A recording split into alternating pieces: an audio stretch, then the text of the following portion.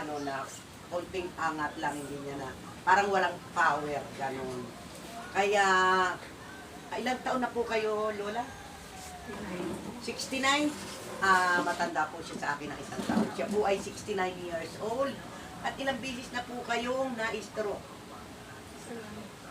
Ito po yung isang beses lang pong na-stroke. Talaga naman pong, kailangan din niya po ng tulong natin, mga katinta. Kaya swerte at isa po rin siya sa mga nakita kong deserve na tulungan.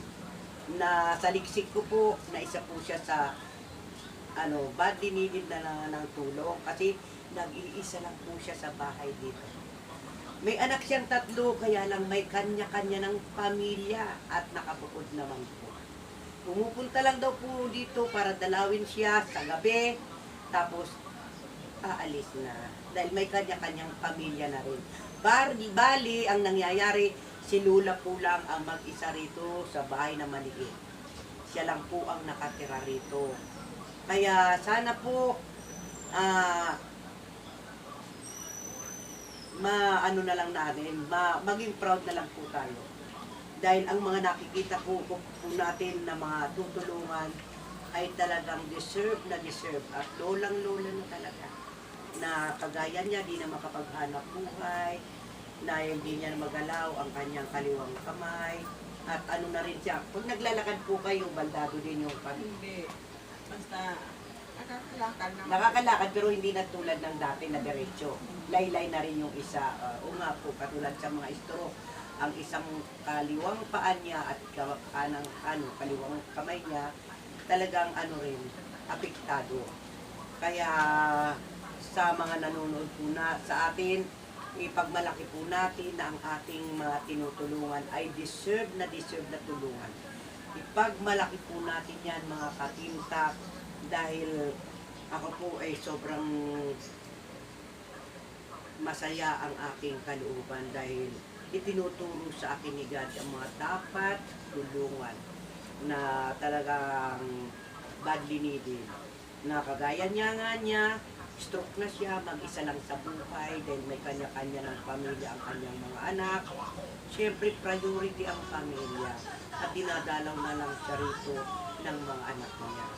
Kaya sa mga nanonood sa atin, maging proud po tayo being a member of the community at ipagmalaki po natin yung ating mga ginagawang advokasya sa loob ng ating community. Dahil napakarami po nating natutulungang mga kababayan na mga deserve na tulungan. Di po ba nakaka-proud lang po. Ako po masaya ang puso ko dahil mas masarap po ang tumulong kaysa may manghingi po ng tulong. At napakaswerte po natin dahil tayo po ay binibigyan ng lakas ni Lord at hindi sa atin napupunta ang kanilang kalagayan. Yun na lang po ang ipagpasalamat natin unang-una sa Panginoon na masarap po tumulong kaysa manghingi ng tulong. Kaya mga katinta, isa na naman pong magandang nagawa ng community ang natulungan natin na deserve na tulungan. Yung yung radyo, pahinaan mo na.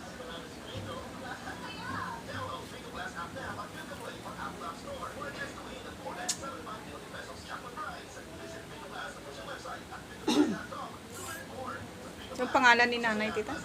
Ninita. Ninita, ano po? Magno? Pangalan niyo po? Si Ninita Magno. Siya po ay si Ninita Magno. Nadala po kami rito at siya po ay nasaliksik din namin. 69 Nalooban years din ang old. kanyang bahay. Pero hindi na kami rito para makita namin siya na karapat dapat natin siyang tulungan. Ipagmalaki po natin na siya po ay nakita ng community para matulungan po natin sa kanyang pangailangan. Nandito po sa tabi namin ang isang box na groceries at isang sakong bigas para kay nanay.